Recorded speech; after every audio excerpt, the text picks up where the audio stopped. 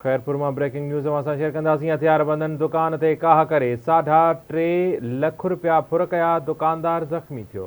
ॻोठ मिठूमरी में हथियारबंद दुकान में दाख़िल थी गुलाम अब्बास ब्रोही के यरगुमाल बढ़ायो। फुर दौरान मज़ामत ते हथियारबंदनि फायरिंग करे दुकानदार के ज़ख़्मी करे छॾियो। हथियारबंद 3.5 लाख रुपया फुर करे विया आहिनि। कार्रवाई कई वञे, मुतासिर जो चवण आहे। ख़बर असां शेयर कंदासीं। खैरपुर खां हथियारबंदनि जी दुकान ते का 3.5 लाख रुपया फुर, दुकानदार ज़ख़्मी। ॻोठ मिठूमरी में हथियारबंदनि दुकान में दाख़िल थी गुलाम अब्बास ब्रोही के यरगमाल बणायो।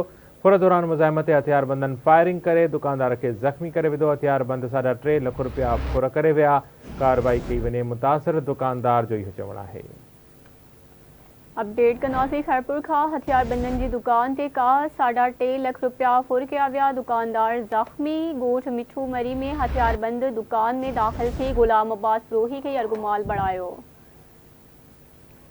फुर दौरान मुज़ाहिमत हथियारबंदनि दुकानदार के फायरिंग करे ज़ख़्मी करे विधो। हथियारबंद 3.5 लाख रुपया फुर करे विया। कार्रवाई कई वञे। खैरपुर में ब्रेकिंग न्यूज़ है, असां शेयर कंदासीं। दुकानदार खां फुर कई वई आहे।